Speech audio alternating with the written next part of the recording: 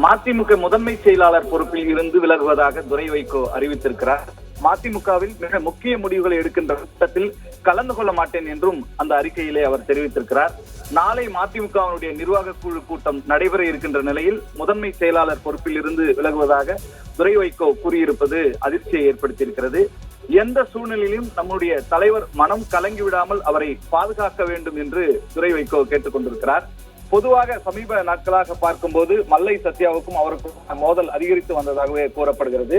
மதிமுக துணை பொதுச் செயலாளர் மல்லை சத்யாவை கட்சியில் இருந்து நீக்க வேண்டும் என கூறி அந்த கட்சியினுடைய திருச்சி மாவட்ட நிர்வாகிகள் சமீபத்தில் தீர்மானத்தை நிறைவேற்றினார்கள்.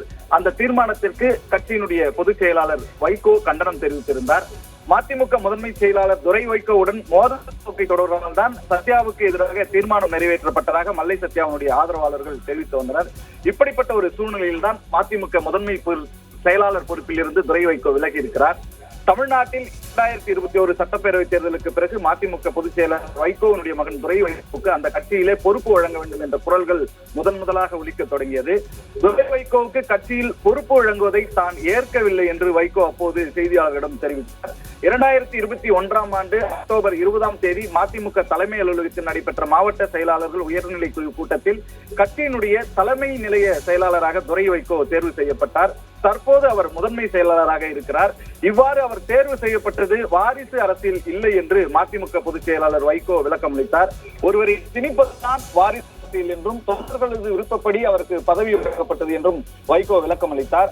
ஆனால் இந்த முடிவை எதிர்த்து மதிமுக இளைஞரணி செயலாளராக இருந்த கோவை ஈஸ்வரன் பதவி விலகினார். மதிமுக அவைத் தலைவராக இருந்த திருப்பூர் துரைசாமி தன்னுடைய விலகலுக்கு துரை வைகோவின் வருகையே ஒரு காரணம் என்று முன்வைத்தார். இதன் தொடர்ச்சியாக மதிமுக துணை பொதுச் செயலாளர் மல்லை சத்யாவுக்கும் துரை வைகோவின் ஆதரவாளர்களுக்கும் இடையே மோதல் தொடங்கியது. கடந்த 12 மதிமுக தலைமை அலுவலகமான தாயகத்தில் நடைபெற்ற மறுமலர்ச்சி தொழிலாளர் முன்னணி அமைப்பினுடைய பொதுக்குழு கூட்டத்தில் நிர்வாகிகள் நியமனத்தில் முறைகேடு நடந்துள்ளதாக கூறி சிலர் வாக்குவாதம் செய்தார்கள். அப்போது கூட்டத்தில் இருந்து துரை வைகோ ஆவேசமாக வெளியேறினார்.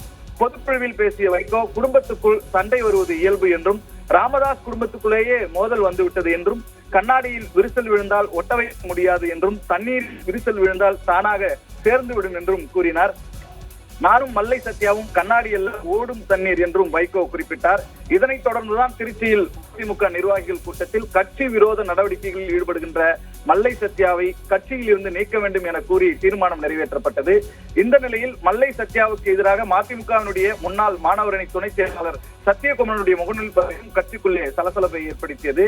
மதிமுக வைகோவிற்கு அடுத்தபடியாக வைகோ மட்டுமே அடுத்த பரிணாமம் என்ற நிலையில் இதை ஏற்பவர்கள் மட்டுமே கட்சியில் இருக்கலாம் என்றும் இதற்கு மறுப்பு தெரிவிப்பவர்கள் உடனே வெளியேறலாம் என்றும் கூறியிருந்தார்.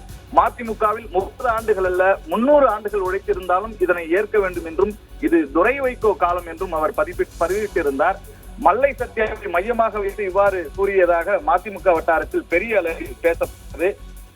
இந்த நிலையில் தன்னுடைய முகநூல் பக்கத்தில் பதிவு வெளியிட்ட மல்லை சத்யா மதிமுகவில் 32 ஆண்டுகள் உழைத்ததற்கு நம்பிக்கை துரோகி உட்பட பல விருதுகளை எனக்கு தந்திருக்கின்றனர் என்று வருத்தத்தோடு பதிவிட்டார். திருச்சி மதிமுக நிர்வாகிகள் கூட்டத்தில் நிறைவேற்றப்பட்ட தீர்மானம் குறித்து பதிலளித்த மல்லை சத்யா, எனக்கு தீர்மானம் கொண்டு வரலாம், ஆனால் வைகோ இதயத்தில் இருந்து என்னை நீக்க முடியாது என பதிவிட்டார். இப்படிப்பட்ட ஒரு சூழலில் நாளை மதிமுக நிர்வாக குழு கூட்டம் நடைபெற இருக்கிறது. இப்படிப்பட்ட ஒரு சூழலுக்கு இடையே துரை வைகோ இந்த முதன்மை செயலாளர் பதவியிலிருந்து விலகுவதாக அறிவித்திருக்கிறார். ஒரு மிக நீண்ட நெடிய அறிக்கையை அவர் வெளியிட்டிருக்கிறார். தலைவர் உருவாக்கிய மறுமலர்ச்சி திமுக என்ற இந்த திராவிட இயக்கம் தமிழ்நாட்டு அரசியலில் வலிவும் பொலிவும் பெற வேண்டும் என்று லட்சக்கணக்கான தொண்டர்கள் நினைப்பதை போல நான் அதற்காக அர்ப்பணிப்போடு உழைத்து வருகிறேன் என்று தெரிவித்திருக்கிறார். நம்முடைய இயக்க தந்தை அரசியலுக்கு வந்து இழந்ததுதான் அதிகம் என்றும் அவர் பெற்றது தமிழ்நாட்டின் உரிமைக்கு போராடி வரும் வாழ்நாள் போராளி என்கிற விருது மட்டும்தான் என்றும் தெரிவித்திருக்கிறார். பல போராட்டங்களையும் குடும்பத்தில் ஏற்பட்ட இழப்புகளையும் தொடர்ந்து வரிசையாக சொன்னவர் கழகத்தினுடைய முதன்மை செயலாளர் பொறுப்பில் இருந்து விடுவித்துக் கொள்கிறேன் என்றும் கூறியிருக்கிறார். ஏப்ரல் 20 நாளை நடைபெறுகின்ற மதிமுக நிர்வாக குழு கூட்டத்தில் பங்கேற்பேன் என்றும், ஆனால் அதன் பிறகு தலைமை கழகத்தினுடைய மிக முக்கிய முடிவுகள் மேற்கொள்ளும் கூட்டங்கள் எதிலும் கலந்து கொள்ள மாட்டேன் என்றும் தெரிவித்திருக்கிறார். என்னால் இயக்கத்திற்கு தந்தைக்கோ எல்முனை அளவு கூட சேதாரம் வந்துவிடக் கூடாது என்றுதான் இந்த முடிவை எடுத்திருப்பதாக துரை வைகோ தெரிவித்திருக்கிறார். மறுமலர்ச்சி திமுகவினுடைய முதல் தொடராக இருந்து கட்சிக்காக உழைப்பேன் என்பதையும் அவர் உறுதியோடு தெரிவித்திருக்கிறார். திருச்சி தொகுதி மக்கள் மகத்தான வெற்றி பெற செய்து பிரதிநிதியாக என்னை நாடாளுமன்றத்திற்கு அனுப்பி வைத்திருக்கிறார்கள் என்றும் அந்த மக்களுக்காக ஒரு எம்பி என்ற வகையில் கண்ணும் கருத்துமாக தொடர்ந்து கடமையாற்றுவேன் என்றும் தெரிவித்திருக்கிறார். எப்போதும் போல இயக்க தொண்டர்களுக்கும் நிர்வாகிகளுக்கும் அரணாகவும் சுகங்களில் பங்கேற்கும் தோழனாக இருப்பேன் என்றும் தெரிவித்திருக்கிறார். கடந்த 7 ஆண்டுகளாக நான் மேற்கொண்ட முயற்சிகளை மதிமுகவினுடைய முக்கிய நிர்வாகிகள் தொடர வேண்டும் என்றும் எந்த சூழ்நிலையிலும் நம்முடைய தலைவர் மன கலங்கி விடாமல் பாதுகாக்க வேண்டும் என்றும் துரை வைகோ கேட்டுக் கொண்டிருக்கிறார். இந்த வைகோ மிக அதிர்ச்சியாக இருக்கிறது என்றும் தெரிவித்திருக்கிறார். நாளை நிர்வாக கூட்டம் நடைபெறுகிறது. அதில் என்ன நடக்கிறது என்பது மிகப்பெரிய எதிர்பார்ப்பும் ஏற்பட்டிருக்கிறது.